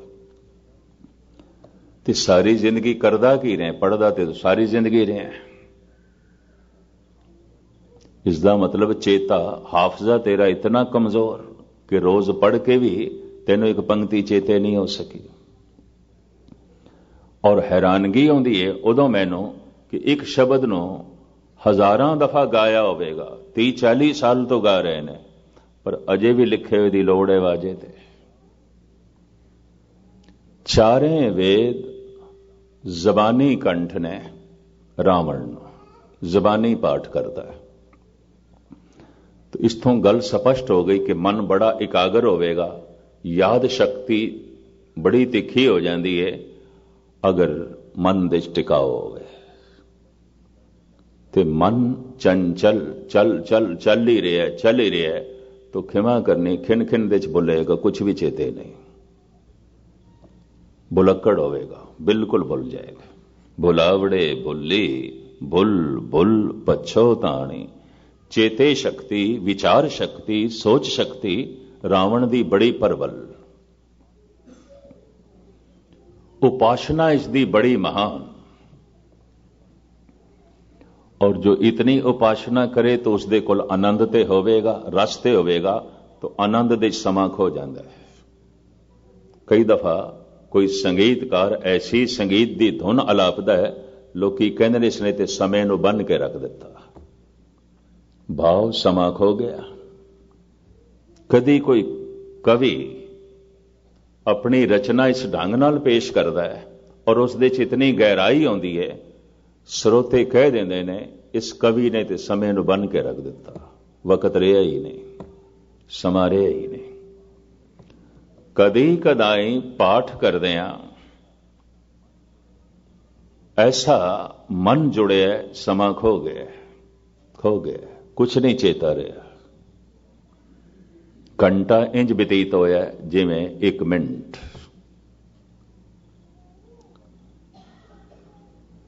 तो बाकी ये 59 मिनट किथे चले गए? खो गए, समा खो गया, नहीं रहा समा।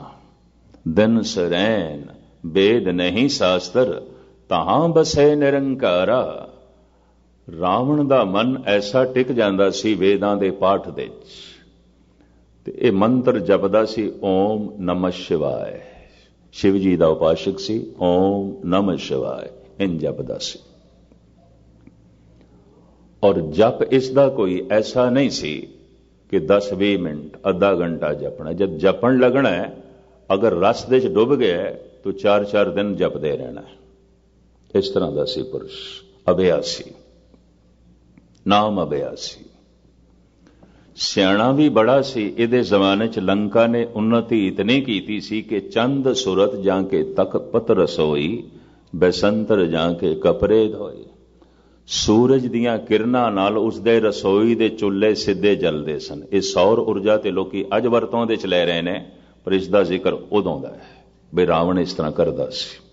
उहदी लंका च ऐसा सी उस दे वक्त। इतना रस ते इतना आनंद दे च उसदी दुनिया च समा खो गया सी। काल नूं, समय नूं उन्हें मंजे दे पावे नाल बन के रखे, इस तो मौत ना लेना मुराद। और धन गुरु अर्जन देव जी महाराज, यानी इंज कहो कि भारत विच इको ही महापुरुष गुरु अर्जन देव जी जिन्हां ने रावण नाल इंसाफ कीता, वरना किसी ने भी नहीं कीता। सतगुरु कहते ने सम्मन जो इस प्रेम की दम के होती साठ, रावण होते सो रंक ने जिन सिर दीने काट। रावण कोई भिखारी नहीं सी।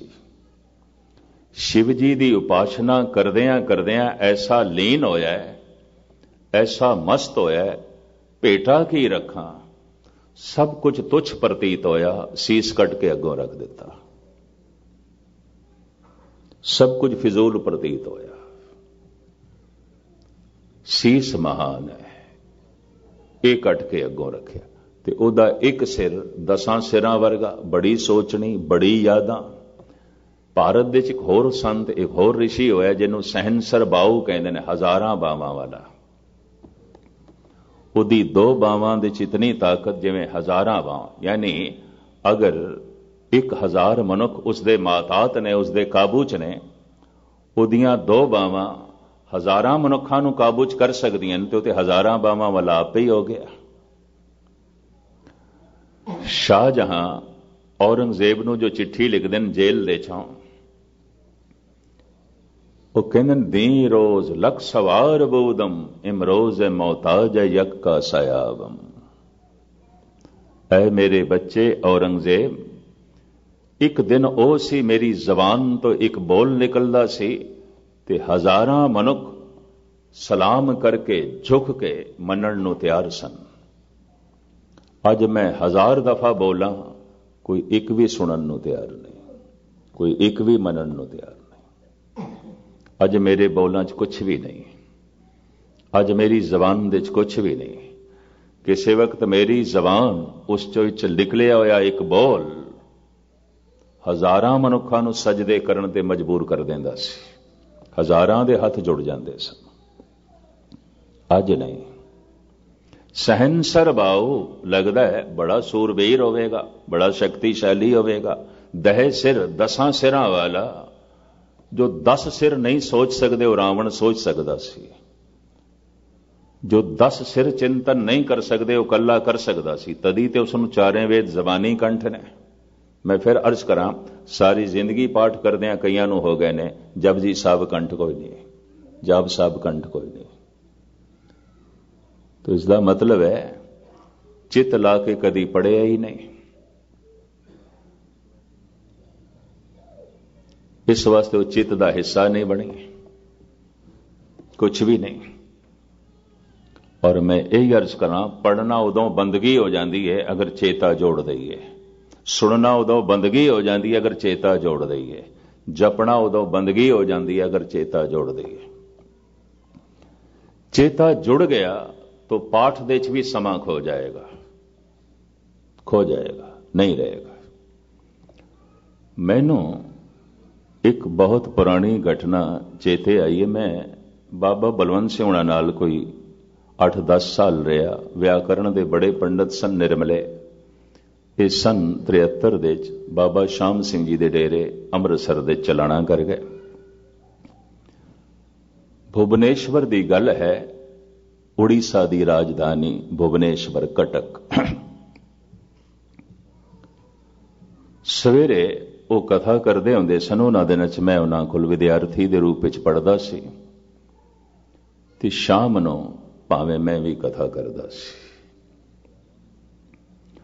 उस दिन संत प्यारा सिंह जी ने आना सी। उन्होंने मित्र सन, बुजुर्ग सन, ते वो भी गुरु ग्रंथ साहब जी महाराज की बाणी दे बड़े पंडित। ते मैनू कहन लगे, 2 सिंह जिहड़े जा रहे हैं उन्होंने लैण वास्ते ट्रेन स्टेशन ते, तू भी नाल चला जा। मैं ठीक है, चले जाने। वापस आए, बाबा जी अपने कमरे च मिले तो मैं सुभावक पूछ लिया, महाराज कथा हो गई? कहने हाँ, खप के आ गया। मैं कहा हद हो गई, खप के आ गया। इस तरह के शब्द मैं पहली दफा सुने। तो मैं क्या, मैनू तो ये चोट लगी है बड़ी, आप दे ना बोला तो खप के आ गया। कह लगे हाँ मस्कीन, तो नहीं समझेगा, जब कथा हो जाती है तो बंदगी है, जद करनी पैंदी है तो खपना ही है और कुछ भी नहीं, खपना ही है। जद पाठ हो जाता है तो बंदगी है, तो जद करना पैंदा तो खपना ही है और कुछ भी नहीं। जद कीर्तन हो जाता है तो बंदगी है, जद करना पैंदा तो खपना ही है और कुछ नहीं। जद कीर्तन की स्रोत हो जाती है तो बंदगी है, तो जे ना होई तो खपना ही है। उदों मेरी समझ च नहीं आई सी गल। मैं सोचता सी चलो हुण 80 वरियां दे हो गए ने, अनहोड़ियां गल्लां करन लग पैना। यकीन जानो मेरी शरधा नूं चोट लगी सी। मैं कहा 80 साल दे हो गए ने, बिरद बहुत हो गए ने, अनहोणियां जिहां गल्लां करन लग पए ने। मैं संगतां कोल पुछया, मैं कोई खास घटना घटी है? कथा करने? नहीं जी, कहंदे घंटा बहुत सोहणे आराम नाल कथा करके आए ने। मैं कहा बाबा जी ते खपना ही कही जांदे ने, उन्हां दे अपने मन की बिरती नहीं जुड़िया होवेगा मन, नहीं एकाग्रता बनी। लेकिन गालबन 5-10 साल जद इस हादसे नूं होया लंघ गए तो मैनू एक समझ च आई ये गल, पता नहीं तुसी बर्दाश्त कर सकोगे कि नहीं। अक्सर रोज खपना ही आउंदा है, बंदगी ते किसे किसे दिन आउंदी है। ये भी महसूस करते हैं, किसे किसे दिन आउंदी, चाहे वह पाठ है, चाहे बाकी दा कर्म कांड है, चाहे सेवा है। सेवा दे सरूर आ गया, बंदगी नहीं ते खपना ही है और कुछ नहीं। पाठ दे च मन जुड़ गया है तो बंदगी, नहीं ते थकेवा अकेवा और कुछ भी नहीं है। उहदे ते थकना ही टुटना होवेगा और की है। और फिर मैनू होर बचन भी उन्हां दे चेते आए, बंदगी उसदी बख्शिश है, खपना साडी मजबूरी है। फिर इंज भी मैनू चेते आई गल, ये भी ठीक है, उदों मैनू नहीं आई सी समझ। बंदगी उसदी बख्शिश है, उसदी देन है, उसदी रहमत है कि खपना साडी कमजोरी है, साडी मजबूरी है। और यकीन जानो मैनू उदों इंज प्रतीत होया सी, बुढ़े हो गए न बहुत, 80 तो भी टप गए ने, ते 17-72 की जिहड़ी गल है वो मैं कह इन्हां ते लागू हो गई है। हुण कथा नूं भी खपना कहण लग पैना, पाठ नूं भी खपना कहण लग पैना। लेकिन बाद विच मैनूं समझ आई, पाठ करदे अगर मनुख थक गया, टुट गया, तो ये खपना ही है। पाठ करदे पता नहीं कितने सालों की थकावट लै गई, कितने जन्मां की थकावट लै गई, कोई सरूर उतारी हो गया। ये बंदगी है, यही बंदगी। और किसनों बंदगी कहते हैं? उहदी रहमत है, उहदी बख्शिश है। नहीं तो लोकी सिर ढा के मत्थे ते वट पा के होके भरदियां थानू मंदिर मस्जिद गुरुद्वारियां च मिलणगे।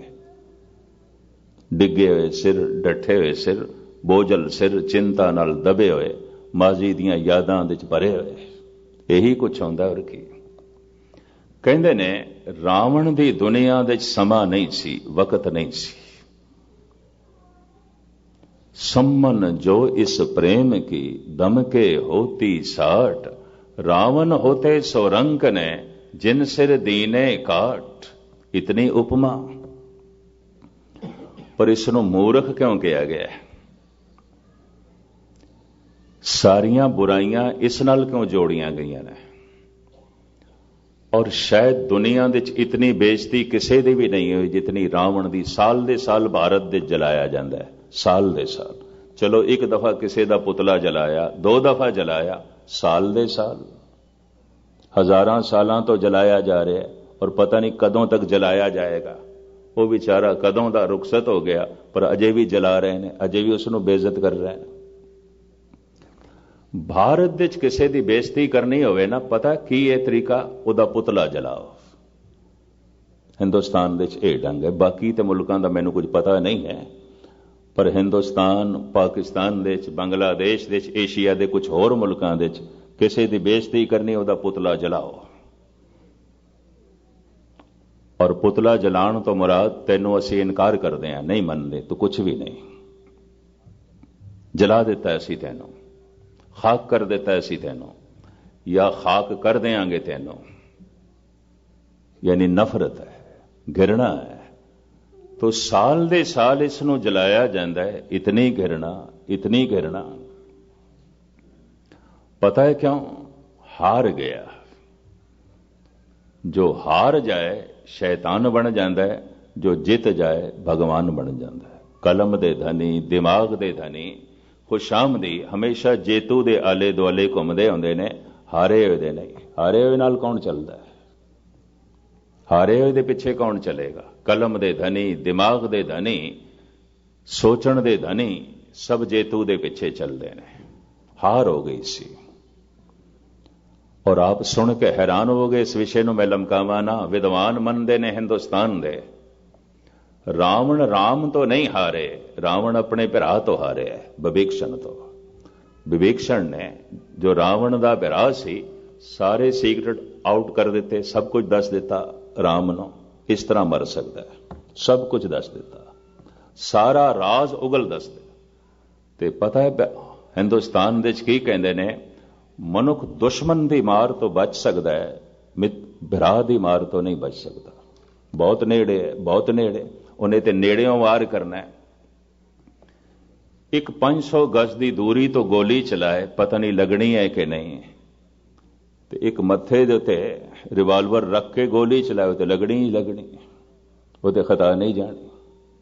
भरा दा वार बिल्कुल नेड़े, बहुत नेड़े, खता नहीं जाता, खाली नहीं जाता। रावण की मौत विभीषण के हथों हुई, भरा के हथों हुई, इंज कह लीए।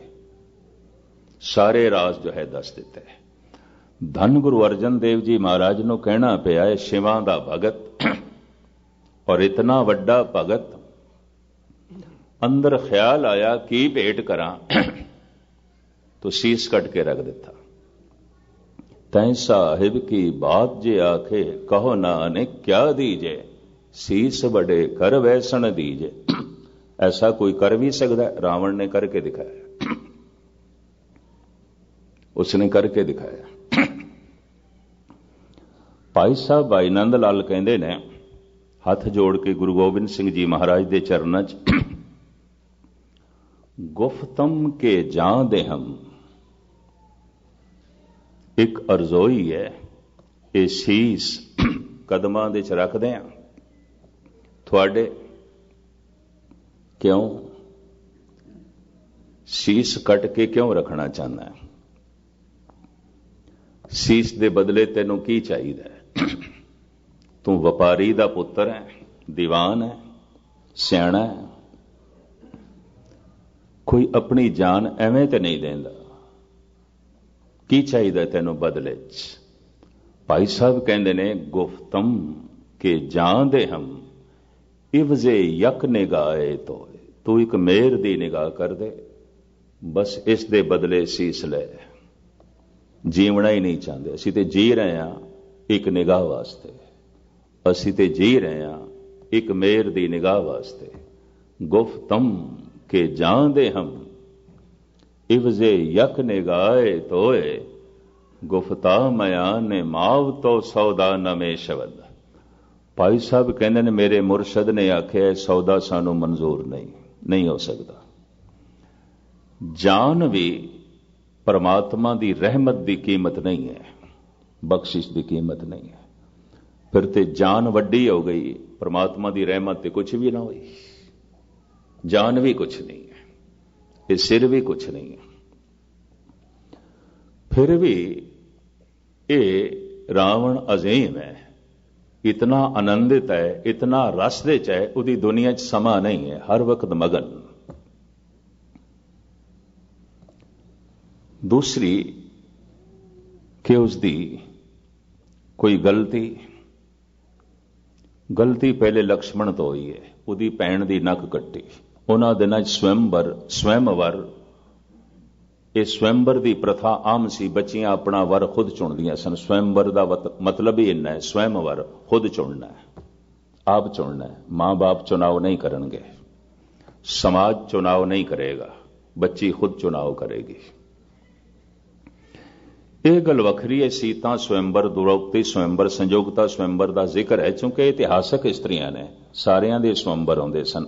ਜਿਵੇਂ ਅਸੀਂ ਕਹਿ ਦਿੰਦੇ ਹਾਂ ਕਿ ਗੁਰੂ ਅਮਰਦਾਸ ਜੀ ਮਹਾਰਾਜ ਦੇ ਦਰਬਾਰ ਦੇ ਵਿੱਚ ਮੁਗਲੇ ਆਜ਼ਮ ਅਕਬਰ ਆਇਆ ਔਰ ਉਹ ਲੰਗਰ ਦੇ ਵਿੱਚ ਬਕਾਇਦਾ ਬੈਠਾ ਹੈ, ਕਿਉਂਕਿ ਸਤਿਗੁਰ ਦਾ ਹੁਕਮ ਸੀ ਪਹਿਲੇ ਪੰਗਤ ਪਾਛੇ ਸੰਗਤ।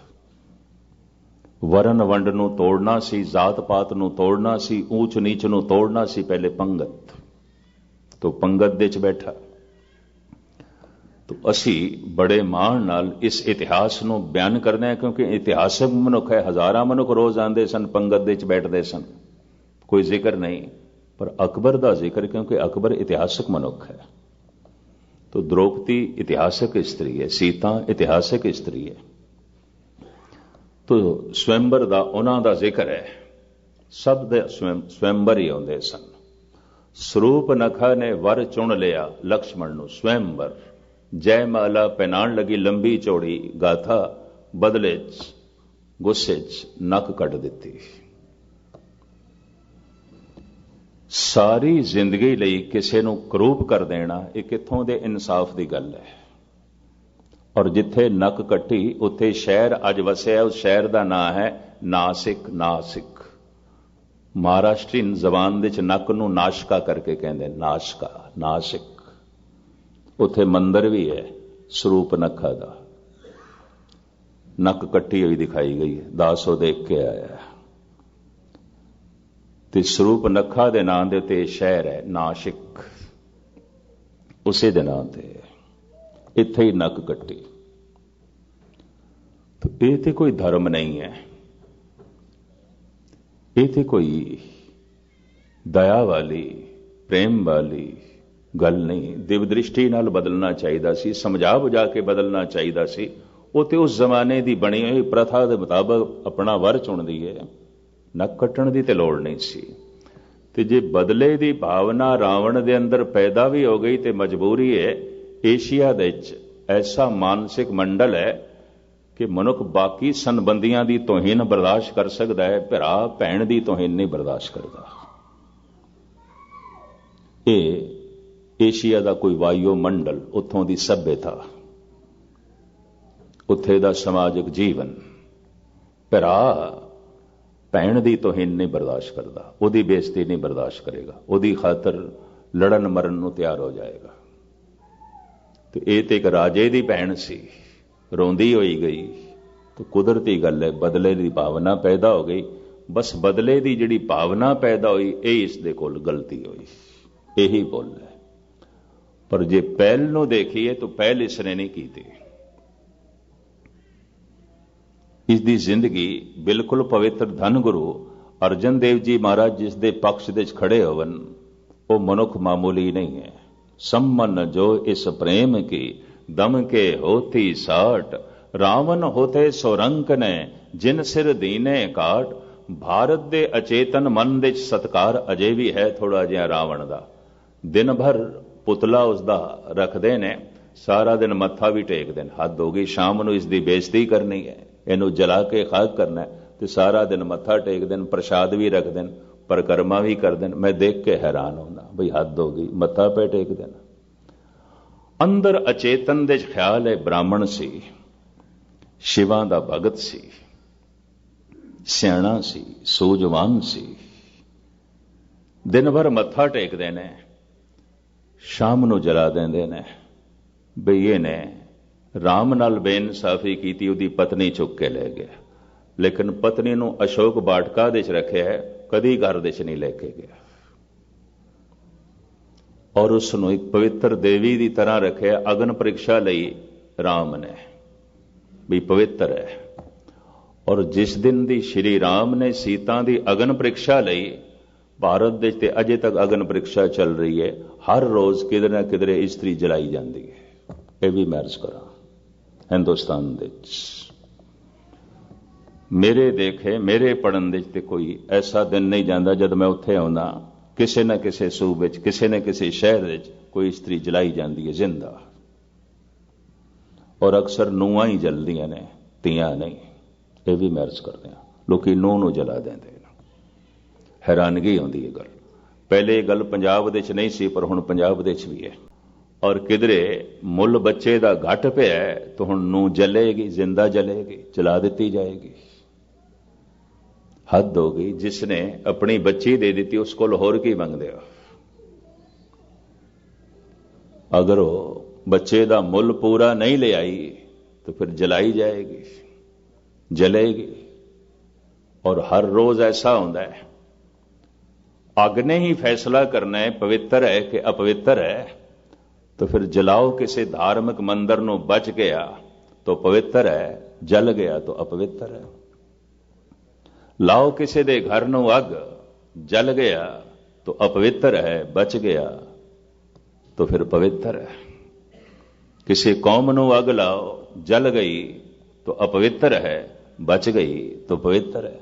फैसला तो अग ने करना है, और किसी ने थोड़ी करना है। तो खैर ये तो सुभाविक विचकार जो है गल आ गई। समय नूं, काल नूं रावण ने मंजे दे पावे नाल बन के रखे। उदी दुनिया च काल नहीं है। इतने आनंद मगन अकाल हैं, अजाल हैं। एक परमात्मा दी दुनिया च काल नहीं है, समा नहीं है। एक जो परमात्मा नाल जुड़ गया उदी दुनिया दे च काल नहीं है, समा नहीं है। मेरे ख्याल इतना जिहा अनुभव ते बथेरियां दा होवेगा। जद कदी मनुख किसी रस च बैठा हुंदा, चाहे कोई भी रस है, ते रस सारा ही परमात्मा है। चाहे भोजन का रस है, चाहे संगीत का रस है, चाहे नृत्य का रस है। परमात्मा पता नहीं कितने रसां दे राही प्रगट होंदा है। यह भी मैं अर्ज करते हैं। किधरे रंग का रस है, किधरे रूप का रस है। ठीक है, रस वक्ती ने एक सदैवी रस स्वयं परमात्मा, उदा नाम, उदी पूर्ण होंद। जद भी मनुख थोड़ा जिहा रस दे च बैठा होंदा है, घंटा इंज लंघिया जिवें 1 मिनट। बेरसी दे च बैठा है, 1 मिनट इंज लंघिया जिवें 4 घंटे। समा ते खो जाता है। रावण दी दुनिया च समा खो गया, परमात्मा दी दुनिया च समा नहीं, क्योंकि रस है। रस दे च कादा समा, बेरसी च समा हुंदा है। आनंद दे च कादा समा, दुख दे च समा हुंदा है। अकाल, धन गुरु गोबिंद सिंह जी महाराज का फरमान, अकाल हैं, अजाल हैं।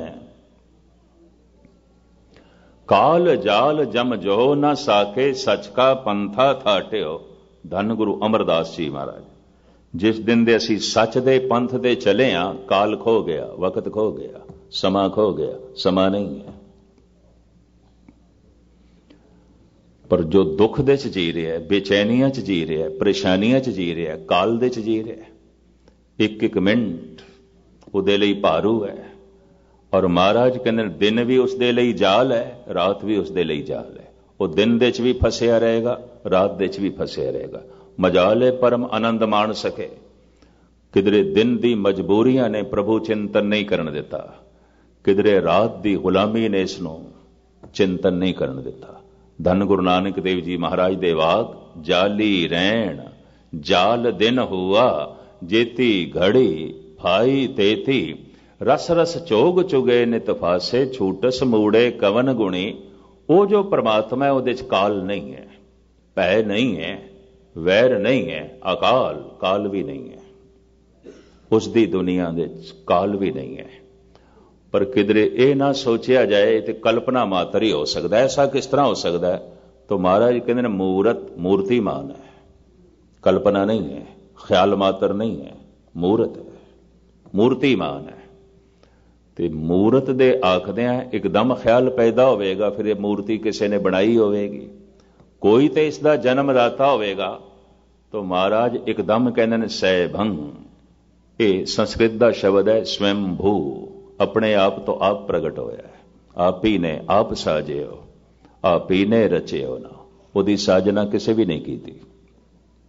आप ही ने आप साजे हो, आप ही ने रचे हो ना, अपना विस्तार उसने आप किया है, अपनी बनावट उसने आप प्रगट की थी है।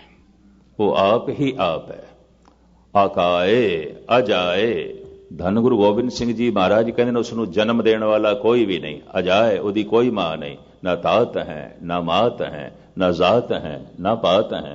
वो किसी तो जमया नहीं है, वो किसी तो जो है प्रगट नहीं होया। अकाए अजाए अकृताकृत हैं, अमृतामृत हैं, वो किसी दी कृत नहीं है।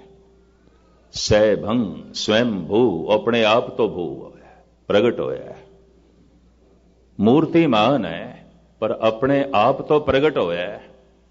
तो इत्थे एक प्रश्न पैदा होएगा, चलो मूर्ति ते आउंदी है आकार, तो उसका वास्तविक आकार फिर की है? सगल भवन की मूरत एका, मुख तेरे टकसाला, सारा ब्रह्मंड उदी मूर्ति है और इसे मूर्ति दे चो बैठा है। किधरे भी ये संसार भी टुटिया होया ना समझ लेना, असी भी इतने नहीं हाँ जितना असी अपने आप को समझते पे हाँ। अगर ये पवन ना होवे तो असी नहीं हो सकते। ते पवन की दूरी विज्ञान कहता है 400 मील की बुलंदी तक है, अगों नहीं है।